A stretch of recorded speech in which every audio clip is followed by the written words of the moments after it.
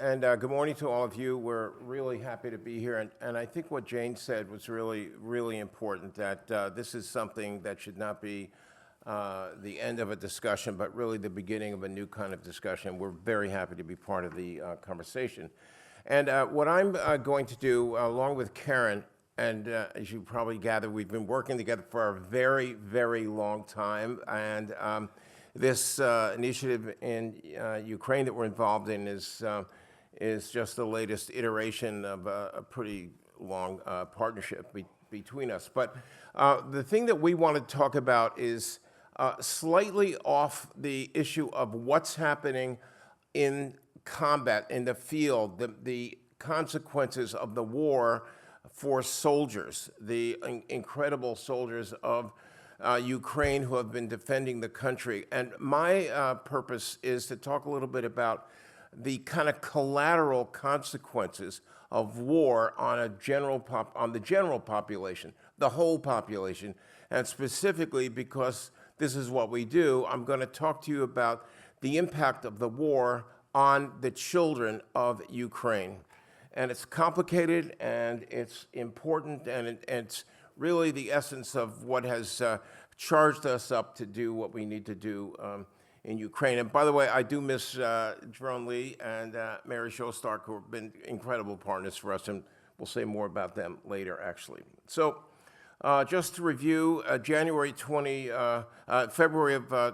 2022, Vladimir Putin had a wet dream about coming into Ukraine and collapsing its government in, I guess, a few hours, a couple of days, whatever he thought was going to happen. And he ran headlong into an extraordinary population in Ukraine with an incredible military who said, not today. No, not happening. And, you know, the fighting has been awful. It's been intense. And we have a lot of Russian military forces, as you well know, are occupying about, I guess, 18% of the country right now. So what does this all mean? And I want to break this conversation down into four impacts on children in particular, but the population in general as well, that therefore maybe you'll have other ideas about what other forces are at work here that undermine the population of a country that's been invaded, and it's very complicated. And the first thing is the issue of displacement. This happened immediately. So Russia came into Ukraine's sovereign territory, and a lot of people had to move out of harm's way, as you can imagine. So almost a fourth of the Ukrainian population had to leave the areas of severe combat. And what happened was families were in the crossfire. These weren't battles in open fields away from population centers. This was intense fighting where people lived, where families lived, where children went to school, where people had normal lives. And people had to make some very hard decisions at that point. Two decisions in particular. Were they going to leave the community that was embattled, or were they going to remain in place?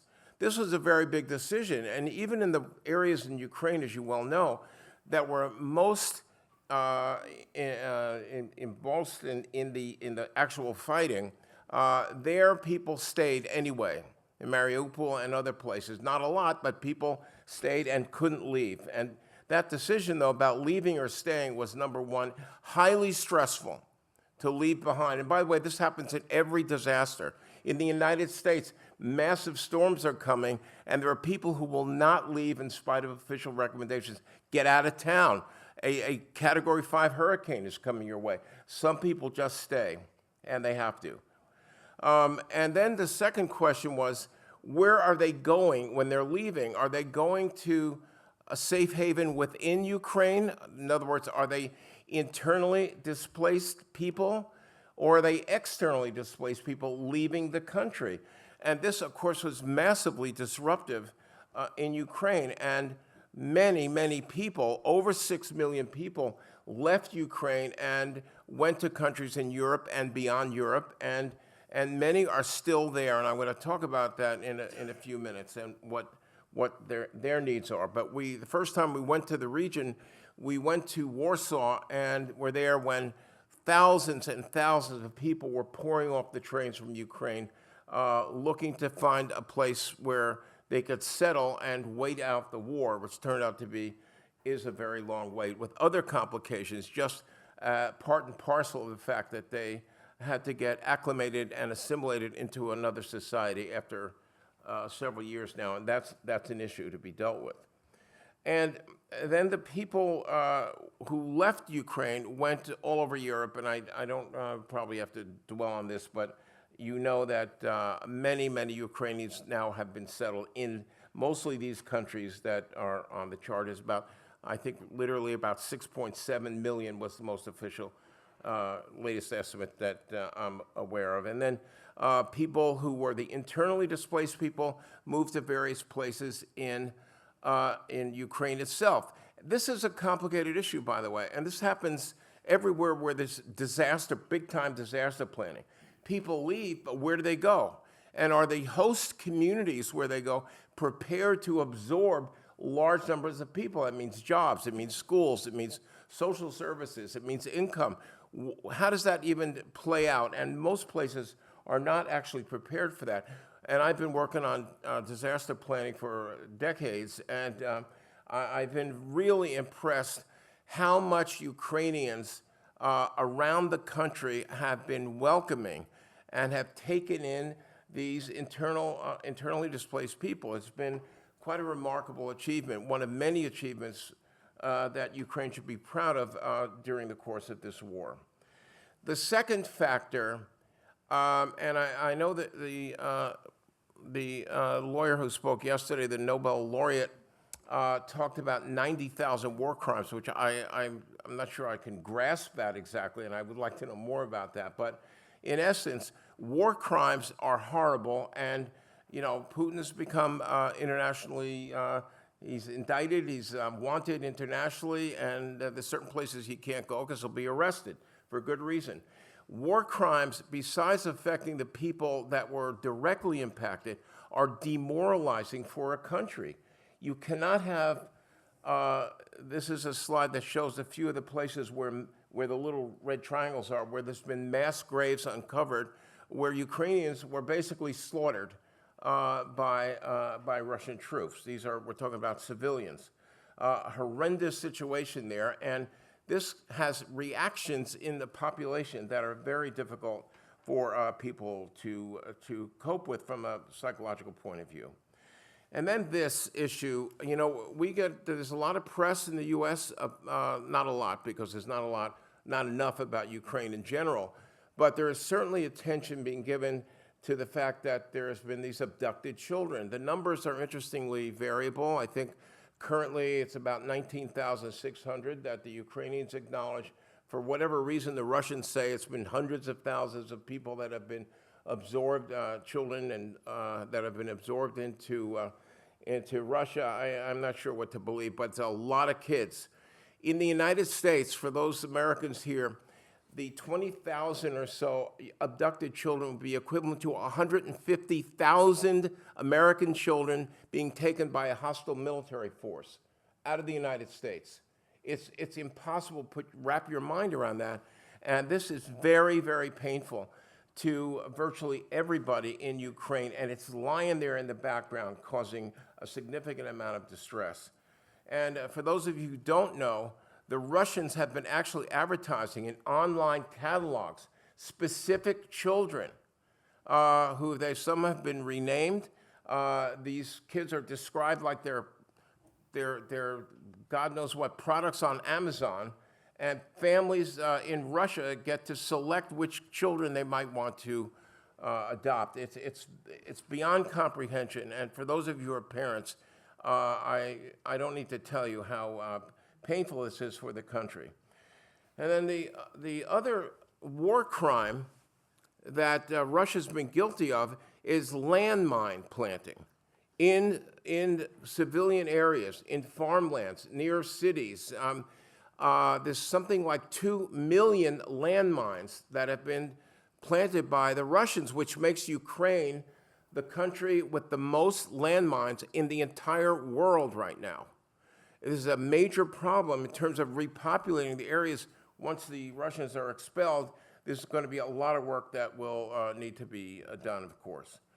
The third population impacting factors is the destabilization of critical systems, and particularly attacks on the energy infrastructure.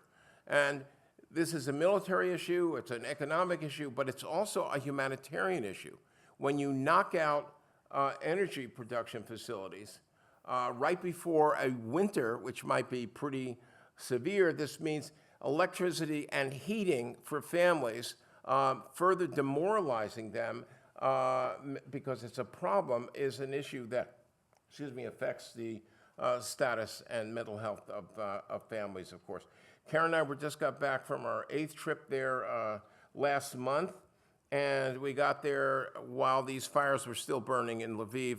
This is a power plant that was hit by a Russian missile.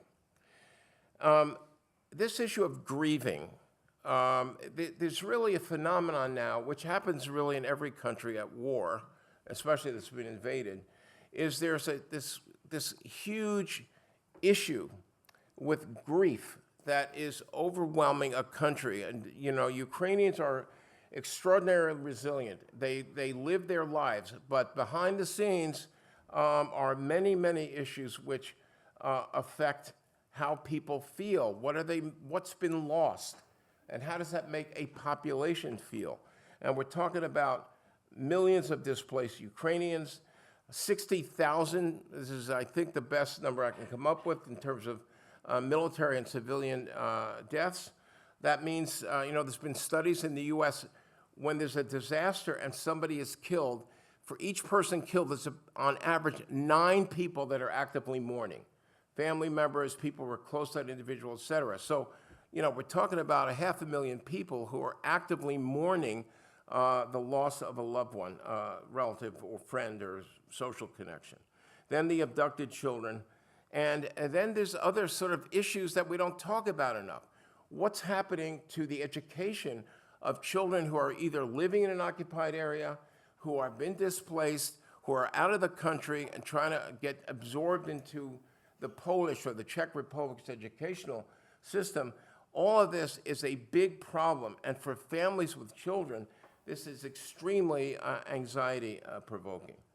And the many studies now by UNICEF and others, we have a lot of children that have been psychologically traumatized by the war, and these kids obviously will need attention, and this is one of the programs that Karen's going to, for us, one of the programs that UCAP has been interested in.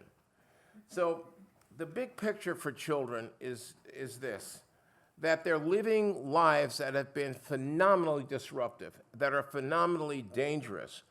But at the end of the day, what has actually been lost, if you had to encapsulate it, and it's a loss of normalcy.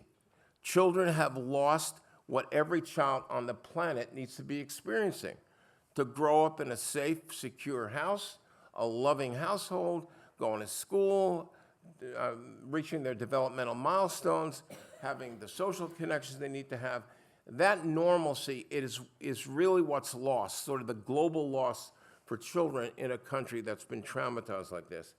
And for pediatricians and people that are focused on the impact of war on children, the question is always, how do we regain the normalcy of childhood? That is absolutely critical to them. So the final point I want to say is that everything that we're talking about today, we're talking about basically a snapshot almost 4 years into a brutal war with a very aggressive next-door neighbor to Ukraine. But one of these days, the war is going to be over. There will be a ceasefire and hopefully an actual peace agreement. But then the work starts, the work of recovery. And I want to tell you, we're talking about probably decades. And Ukrainians need to understand all of these factors that I just talked about and all of you have been talking about, and they don't go away when there's a peace agreement. There's rehabilitation. There's, I don't know how many, somebody yesterday was talking about how many soldiers have been injured and how many veterans there are and what the rehabilitation needs will be. It's going to be extensive. Demining will take decades. So Ukraine is needing to face a future filled with challenges, but on the other hand, we have never, ever seen the resilience and the energy and the fortitude and innovation that we've seen with the many, many, many Ukrainians we've met. And, you know, after many decades of us working together on populations of children who are under stress, in crisis, this is something that we just are overwhelmingly happy to be working on. So anyway, but I'd like to bring Karen up here. Karen Redlener, I've known her quite a long time now. She looks sort of the same as when we first met. I can't tell you when, but anyway, Karen's going to talk about our project.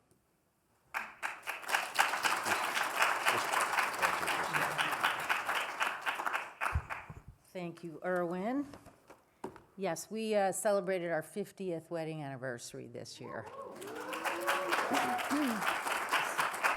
So, thank you. I know. Thank you so much. It's great to be here. It's great to hear everything that we heard yesterday and how inspiring it is that you all are involved in such literally life-saving work. So Irwin and I have been working together, not only married for 50 years, but working together for almost 50 years too. So we have developed a way of looking at some of the most serious problems that children face from two perspectives. Irwin's glass is most often half empty, and my glass is most often half full. So we know the issues, the traumas, the problems, the death tolls, the lost opportunities for children in the future that they have. But we can do something about it. We can do something about it for some number of children, and also try to bring the issues that are important for children and the future of those children to the public.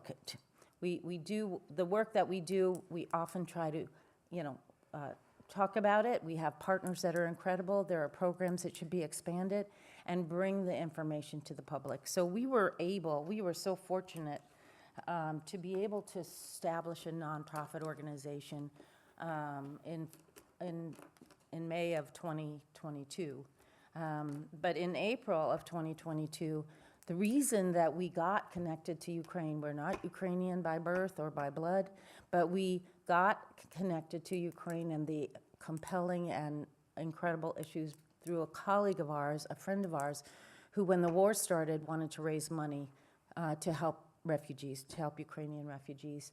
She raised $125,000, and then she called us and said, "You guys are in nonprofit areas, you care about this war, where should I give this money?" And we said, we actually don't know, but we will find out. So Irwin and I traveled to Warsaw in April of 2022 and met with agencies that had set up shelters for refugees that were coming across the border. We met with teachers who were now trying to figure out what to do with children who were traumatized and in their classrooms. We met with multiple people who were trying to respond immediately to this overwhelming disaster. And we realized that even though we hadn't really worked, Irwin had worked in international environments, but my focus was on basically children in crisis in the US for my whole career, health and educational issues. We hadn't worked internationally very much, but the issues were similar. The issues of children in crisis, what they don't have, what they are lacking, and what the communities need to respond to were similar. We met with homeless families who were living in a reorganized office building, not knowing where their kids were going to go to school, not knowing where they were going to get health care, no idea where their meals were coming from, basically traumatized, and basically needing a sort of a infrastructure to help them adapt and figure out what they were going to do next. So we figured that our experience could be put to bear in this new, different crisis for us. So we visited many organizations and met with people who were trying to plan a response. During that visit, we went home and started this nonprofit called Ukraine Children's Action Project. We were able to spread the word about our organization, partly because Irwin has a history of appearing on the media, and through the COVID pandemic was a common commentator about public health issues on MSNBC, and we knew that we had a platform there to get the word out about the problem in Ukraine, the needs of children, and how people could help. So that was one thing that was very incredible and supports us to this day, is that we have many donors across the country, small donors. Our organization is small. It's basically us, and we have a full-time regional director, Ukrainian, based in Lviv, who helps us with on-the-ground relationships and program site visits and that type of thing, and a small part-time communications person. So it's the four of us with a fiscal sponsor making this work. So over the few months, we started out and got the word out and have about 14,000 donors from around the United States, small donors that give us on an ongoing basis so we can help.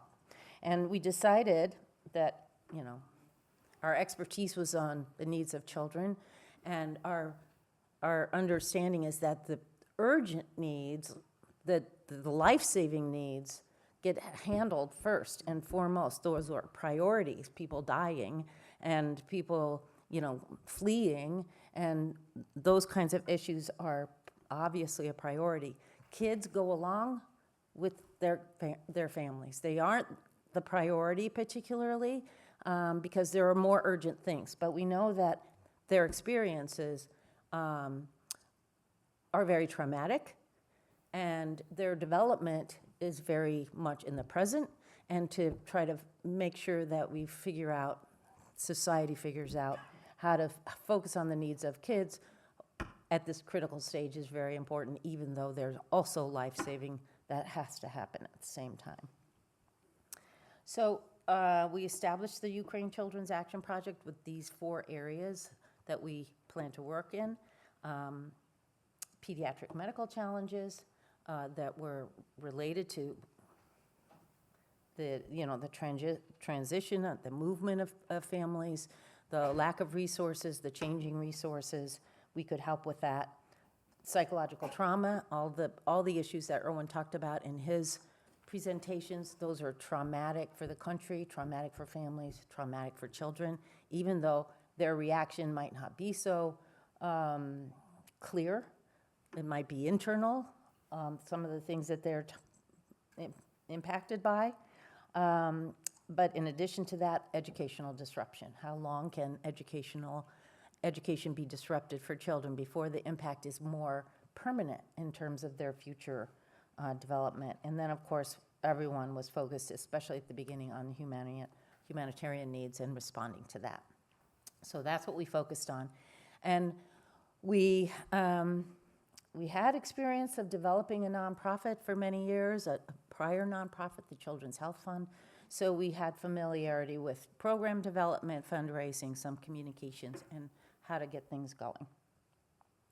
So one of the first areas we focused on was medical care and training, and this is Irwin, as a pediatrician, felt this was a priority, and that we had connections in New York City in academic medical centers that would be willing to do this. So we were based in Lviv initially, and are now. We have offices there as well as our director, but established a really great relationship with St. Nicholas Children's Hospital in Lviv, working with the pediatric director there, Zoriana.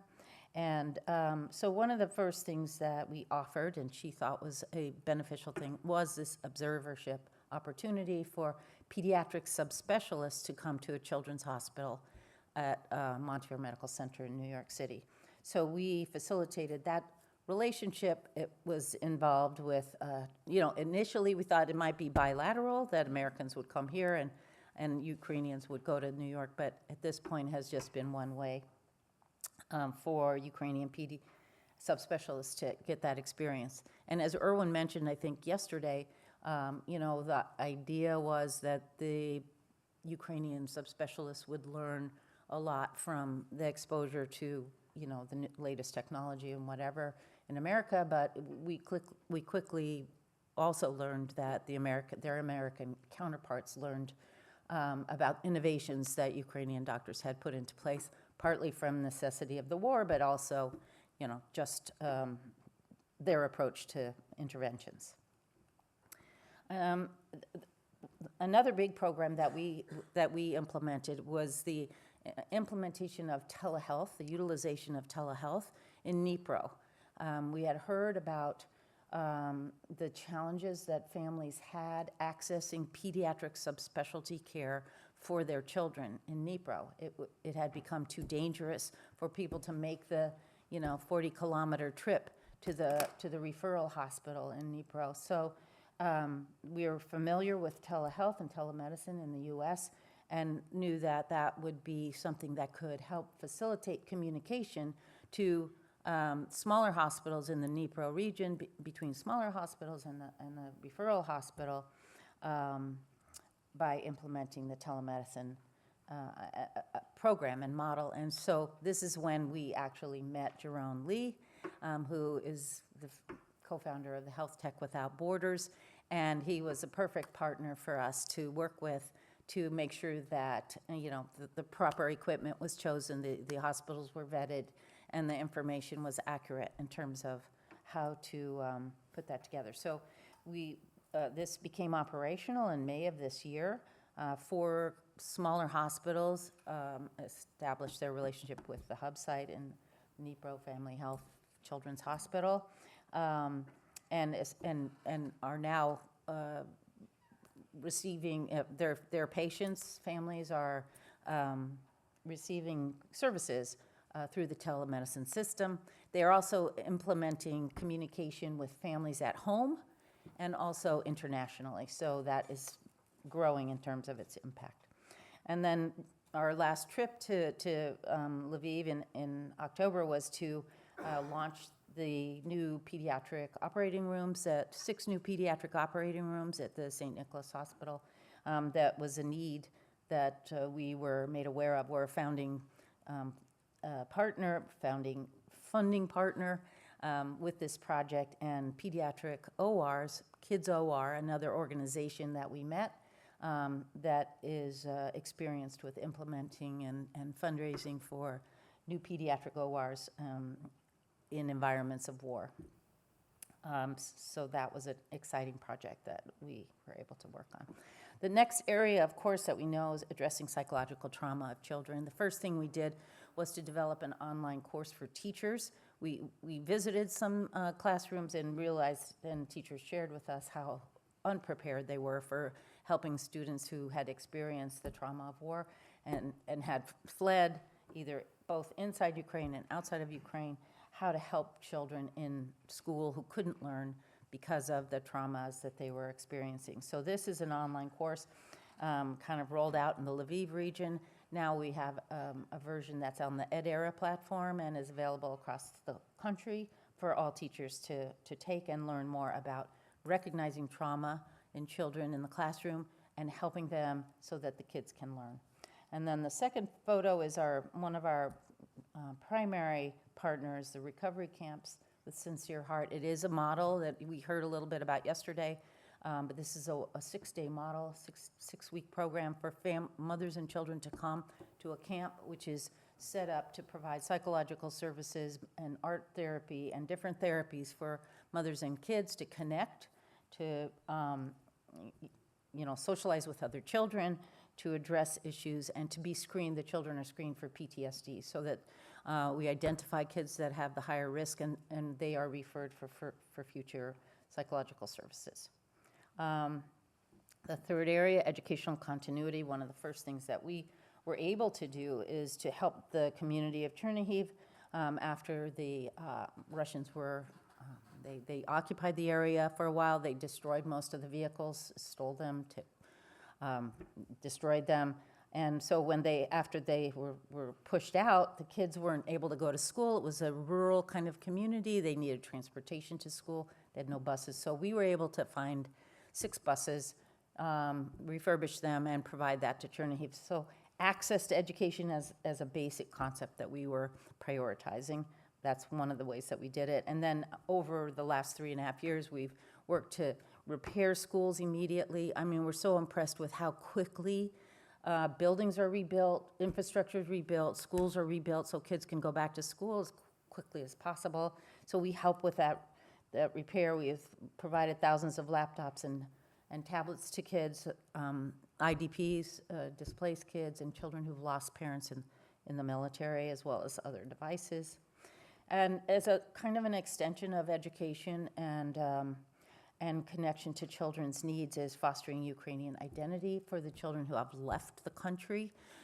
We helped establish schools and weekend schools, full-time schools, and supported camps where kids could go to school or camp in Ukrainian with Ukrainian language, so they could,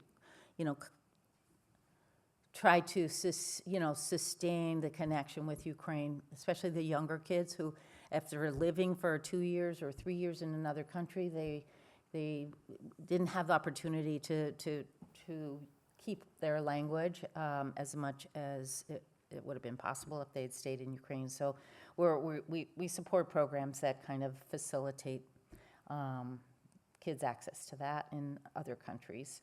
And then, of course, humanitarian assistance is something that is always needed, but we particularly focus on winter needs and providing generators, wood-burning stoves, batteries, and et cetera for families on the front line and communities on the front line. So those are the main areas that we've been working on, and we feel like we have incredible partners in Ukraine. We work through Ukrainian NGOs. They've become our friends. We are so impressed with the resilience that we've seen and people's ability to continue to evolve their programs, to continue to expand their programs to try to meet the needs. And we are the partner, the funding partner that helps as much as possible to do that. And that has just been an incredible experience for us. And we are so grateful to have met so many dedicated people who continue to be strong and resilient during this really terrible time. So that's our story. We're going to continue to, do that as long as possible.